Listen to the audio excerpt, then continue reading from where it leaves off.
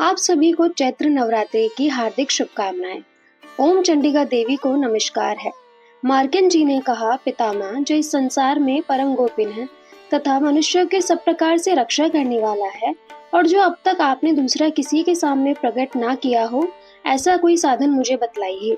ब्रह्मा जी बोले, ब्राह्मण, ऐसा साधन तो एक देवी का कवच ही है, जो गोपिन से भी परम गोपिन है, पवित्र तथा संपूर्ण प्राणियों का उपकार करने वाला है। महामुने, उसे श्रवण करो। देवी की 9 मूर्तियां हैं, जिन्हें नवदुर्गा कहते हैं। उनके पृथक पृथक नाम बतलाए जाते हैं।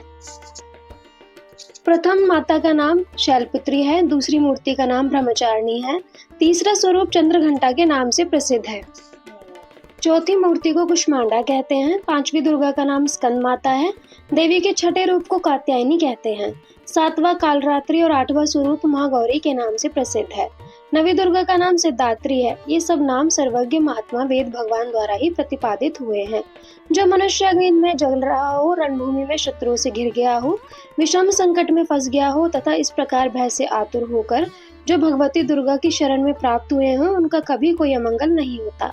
युद्ध के समय संकट में पड़े रहने पर भी उनके ऊपर कोई विपत्ति नहीं दिखाई देती। उन्हें शोक, दुख और भय की प्राप्ति नहीं होती। जिन्होंने भक्ति पूर्वक देवी का स्मरण किया है, उनका निश्चय ही अभ्युदय होता है। देवेश्वरी, जो तुम्हारा चिंतन करते हैं, उनकी तुम निसंदेह रक्षा करती हो।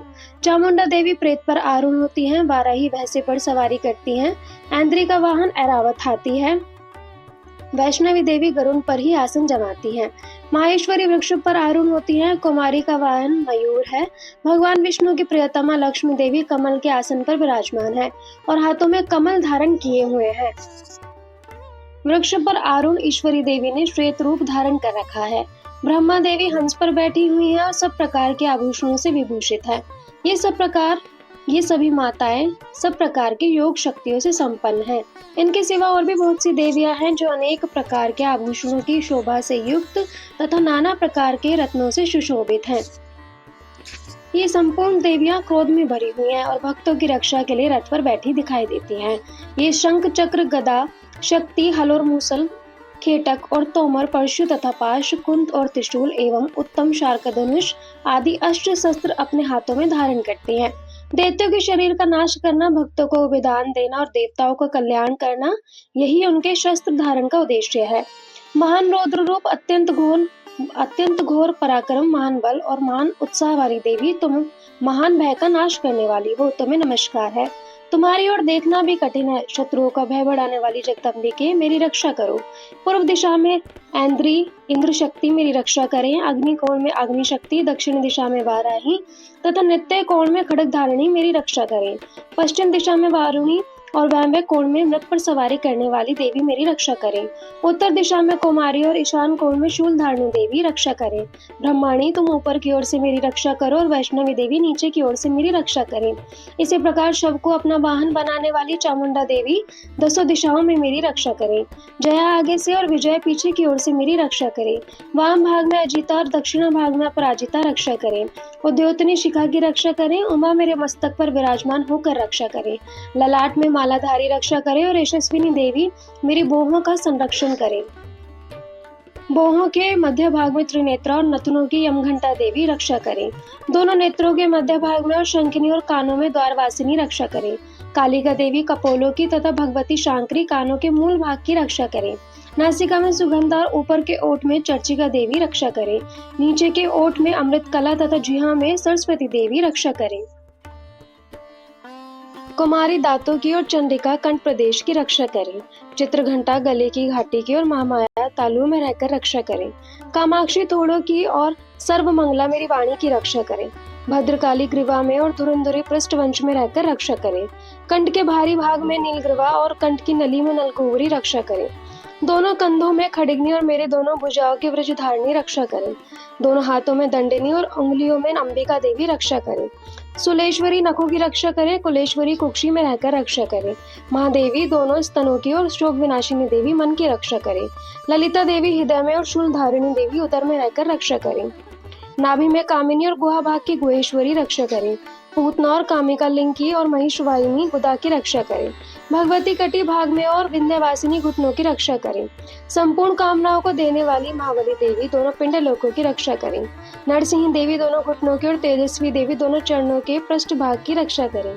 श्री देवी पैरों की अंगुलियों में और तलवासिनी पैरों के तालुओं में रहकर रक्षा करें।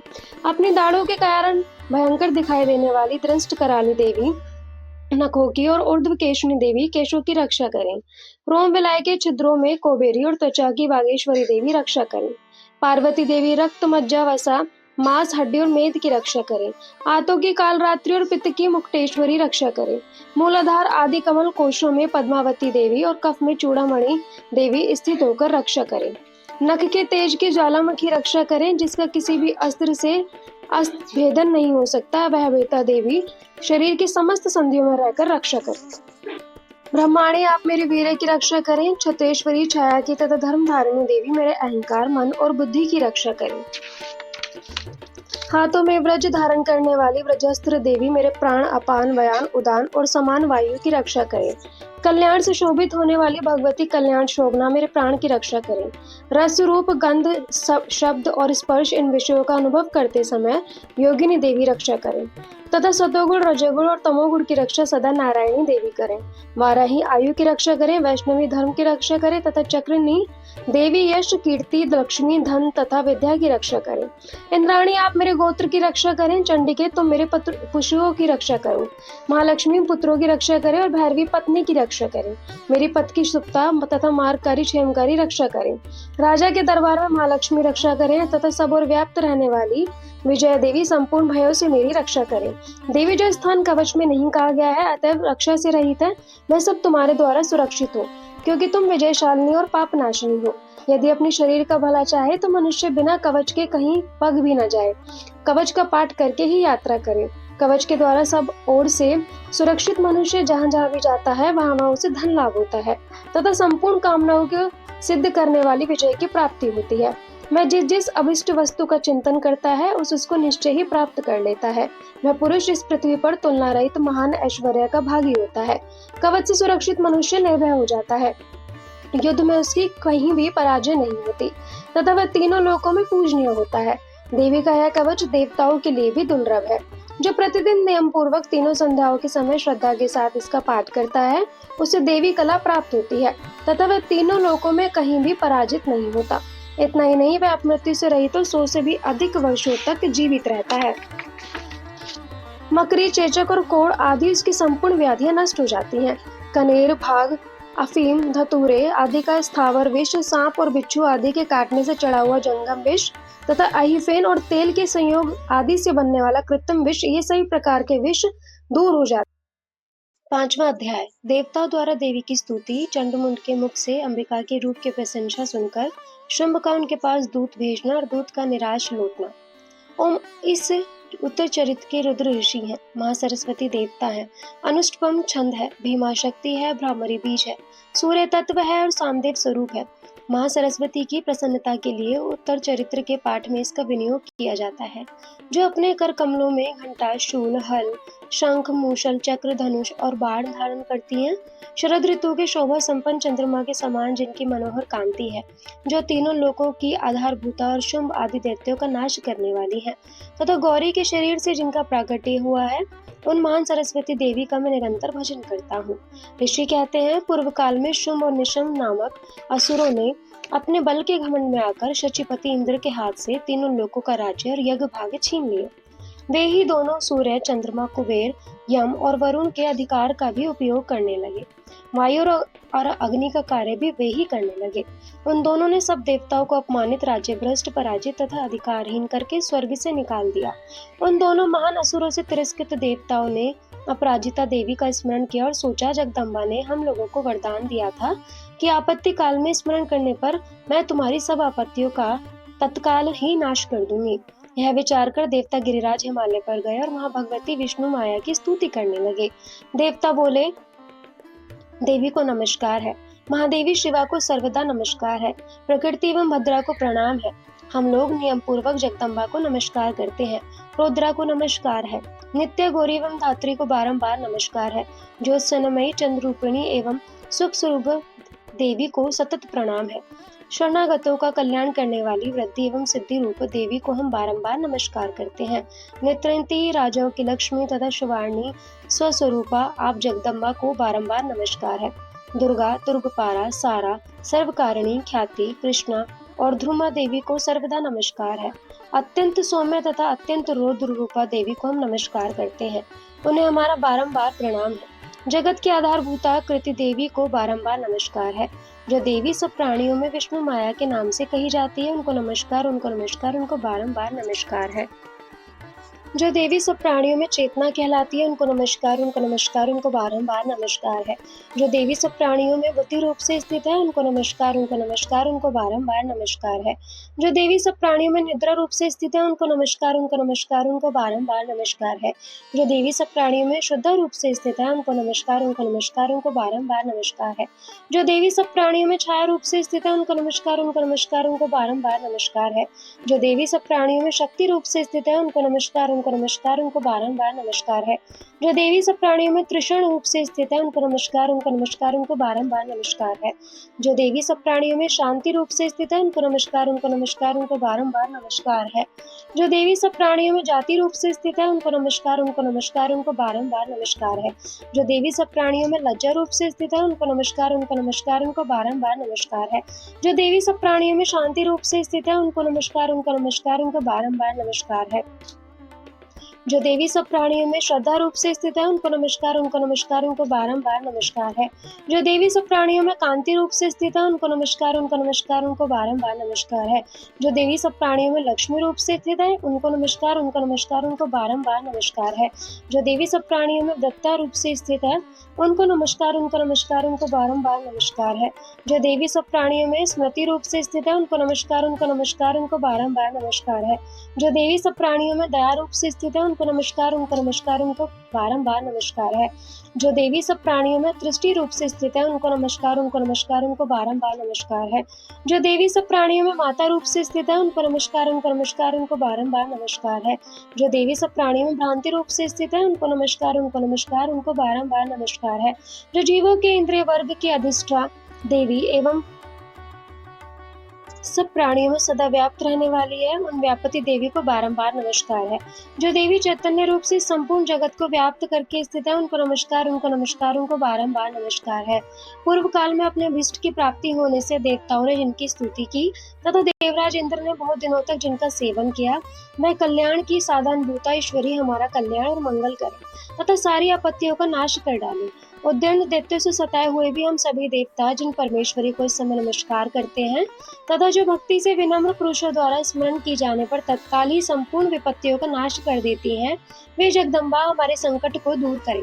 ऋषि कहते हैं, राजन, इस प्रकार जब देवता स्तुति कर रहे थे, उस समय पार्वती देवी गंगा जी के जल में स्नान करने के लिए वहां आई। उस सुंदर बोहो वाली भगवती ने देवताओं से पूछा, आप लोग यहाँ किसकी स्तुति करते हैं? तब उन्हीं के शरीर से प्रकट हुई शिवा देवी बोली, शुंभ दैत्य से तिरस्कृत और युद्ध में निशुंभ से पराजित हो यहाँ एकत्रित हुए समस्त देवता मेरी ही स्तुति कर रहे हैं। पार्वती जी के शरीर से अंबिका का प्रादुर्भाव हुआ था, इसलिए वह समस्त लोकों में कौशिकी कही जाती हैं। कौशिकी के प्रकट होने के बाद पार्वती देवी का शरीर काले रंग का हो गया, अतः वे हिमालय पर रहने वाली काली देवी के नाम से विख्यात हो गई। तदंतर शुंभ निशुंभ के भृत्य चंडमुंड वहां आए और उन्होंने परम मनोहर रूप धारण करने वाली अंबिका देवी को देखा। फिर वे शुंभ के पास जाकर बोले, महाराज, एक अत्यंत मनोहर स्त्री है जो अपनी दिव्य कांति से हिमालय को प्रकाशित कर रही है। वैसा उत्तम रूप कहीं किसी ने भी नहीं देखा होगा। असुरेश्वर, पता लगाइए वह देवी कौन है और उसे ले लीजिए। स्त्रियों में तो वह रतन है, उसका प्रत्येक अंग बहुत ही सुंदर है तथा वह अपने श्रेयंगों की प्रभा से संपूर्ण दिशाओं में प्रकाश फैला रही है। दैत्यराज, अभी वह हिमालय पर ही मौजूद है, आप उसे देख सकते हैं। प्रभु, तीनों लोकों में मणि, हाथी और घोड़े आदि जितने भी रत्न हैं, वे सब इस समय आपके घर में शोभा पाते हैं। हाथियों में रत्नभूत ऐरावत या पराजिता का वृक्ष और यह उच्च श्रेवा घोड़ा, ये सब आपने इंद्र से ले लिया है। हंसों से जुता हुआ विमान भी आपके आंगन में शोभा पाता है। यह रत्नभूत अद्भुत विमान है जो पहले ब्रह्मा जी के पास था, अब आपके यहाँ लाया गया है। यह महापद नामक निधि आप कुबेर से छीन लाए हैं। समुद्र ने भी आपको किंजलकिनी नाम की माला भेंट की है जो केसरों से सुशोभित है। और जिसके कमल कभी कुमलाते नहीं है। सुवर्ण की वर्षा करने वाला वरुण का छत्र भी आपके घर में शोभा पाता है तथा ये श्रेष्ठ रत्न जो पहले प्रजापति के अधिकार में था अब आपके पास मौजूद है। दैतेश्वर, मृत्यु की उत्क्रांति दा नाम वाली शक्ति भी आपने छीन ली है तथा वरुण का पाश और समुद्र में होने वाले सब प्रकार के रत्न आपके भाई निशुम्भ के अधिकार में है। अग्नि ने भी स्वतः शुद्ध किए हुए 2 वस्त्र आपकी सेवा में अर्पित किए हैं। दैत्यराज, इस प्रकार सभी रत्न आपने एकत्रित कर लिए हैं। फिर यह जो स्त्रियों में रत्न रूप कल्याण में देवी है, आप इसे क्यों नहीं अपने अधिकार में कर लेते। ऋषि कहते हैं, चंड मुंड का वचन सुनकर शुंभ ने महादित्य सुग्रीव को दूत बनाकर देवी के पास भेजा और कहा, तुम मेरी आज्ञा से उसके सामने ये बातें कहना और ऐसा उपाय करना जिससे प्रसन्न होकर वह शीघ्र ही यहाँ आ जाए। वह दूत पर्वत के अत्यंत रमणीय प्रदेश में जहाँ देवी मौजूद थी गया और मधुर वाणी में कोमल वचन बोला। दूत बोला, दैत्यराज, शुंभ इस समय तीनों लोकों में परमेश्वर है। मैं उन्हीं का भेजा हुआ दूत हूँ और यहाँ तुम्हारे ही पास आया हूँ। उनके आगे सदा सब देवता एक स्वर से मानते हैं, कोई इसका उल्लंघन नहीं कर सकता। वे संपूर्ण देवताओं को परास्त कर चुके हैं। उन्होंने तुम्हारे लिए जो संदेश दिया है उसे सुनो। संपूर्ण त्रिलोक ही मेरे अधिकार में है। देवता भी मेरी आज्ञा के अधीन चलते हैं। संपूर्ण योगों के भोगों को मैं ही पृथक पृथक भोगता हूँ। तीनों लोकों में जितने श्रेष्ठ रत्न हैं वे सब मेरे ही अधिकार में है। देवराज इंद्र का वाहन ऐरावत जो हाथियों में रत्न के समान है मैंने छीन लिया है। क्षीर सागर का मंथन करने से जो अश्व रत्न उत्श्रेवा प्रकट हुआ था उसे देवताओं ने मेरे पैरों पर पड़कर समर्पित किया है। सुंदरी, उनके सिवा और भी जितने रत्नभूत पदार्थ देवताओं, गंधर्वों और नागों के पास थे वे सब मेरे ही पास आ गए हैं। देवी, हम लोग तुम्हें संसार की स्त्रियों में रत्न मानते हैं, अतः तुम हमारे पास चली आओ क्योंकि रत्नों का उपभोग करने वाले हम ही हैं। चंचल कटाक्षों वाली सुंदरी, तुम मेरी या मेरे भाई महापराक्रमी निशुम्भ की सेवा में आ जाओ क्योंकि तुम रत्न स्वरूपा हो। मेरा वरण करने से तुम्हें तुलना रहित महान ऐश्वर्य की प्राप्ति होगी। अपनी बुद्धि से विचार कर तुम मेरी पत्नी बन जाओ। ऋषि कहते हैं, दूत के यो कहने पर कल्याण में भगवती दुर्गा देवी जो इस जगत को धारण करती हैं मन ही मन गंभीर भाव से मुस्कुराई और बोली। देवी ने कहा, दूत, तुमने सत्य कहा है, इसमें तनिक भी मिथ्या नहीं है। शुंभ तीनों लोकों का स्वामी है और निशुंभ भी उसी के समान पराक्रमी है, किंतु इस विषय में जो मैंने प्रतिज्ञा कर ली है उसे मिथ्या कैसे करूं। मैंने अपनी अल्प बुद्धि के कारण पहले से जो प्रतिज्ञा कर रखी है उसे सुनो। जो मुझे संग्राम में जीत लेगा, जो मेरे अभिमान को चूर्ण कर देगा तथा संसार में जो मेरे समान बलवान होगा वही मेरा स्वामी होगा। इसलिए शुंभ अथवा महादित्य निशुंभ स्वयं ही यहाँ पधारे और मुझे जीतकर शीघ्र ही मेरा पाड़ी ग्रहण कर ले। इसमें विलंब की क्या आवश्यकता है। दूत बोला, देवी, तुम घमंड में भरी हो, मेरे सामने ऐसी बातें ना करो। तीनों लोगों में कौन ऐसा पुरुष है जो शुंभ निशुंभ के सामने खड़ा हो सके। देवी, अन्य देवताओं के सामने भी सारे देवता युद्ध में नहीं ठहर सकते, फिर तुम अकेली स्त्री होकर कैसे ठहर सकती हो। जिन शुंभ आदि देवताओं के सामने इंद्र आदि सब देवता भी युद्ध में खड़े नहीं हुए, उनके सामने तुम स्त्री होकर कैसे जाओगी। इसलिए तुम मेरे ही कहने से शुंभ निशुंभ के पास चली चलो। ऐसा करने से तुम्हारे गौरव की रक्षा होगी, अन्यथा जब वो केश पकड़कर घसीटेंगे तब तुम्हें अपनी प्रतिष्ठा खोकर जाना पड़ेगा। देवी ने कहा, तुम्हारा कहना ठीक है। शुंभ बलवान है और निशुंभ भी बड़ा पराक्रमी है, किंतु क्या करूं, मैंने पहले बिना सोचे समझे प्रतिज्ञा कर ली है। अतः अब तुम जाओ, मैंने तुमसे जो कुछ कहा है वह सब दैत्यराज से आदरपूर्वक कह आना, फिर वे जो उचित जान पड़े करें। इस प्रकार श्री मार्कंडेय पुराण में सावर्णिक मनवंतरी की कथा के अंतर्गत देवी महात्म्य में देवी दूत संवाद नामक 5वां अध्याय पूरा हुआ।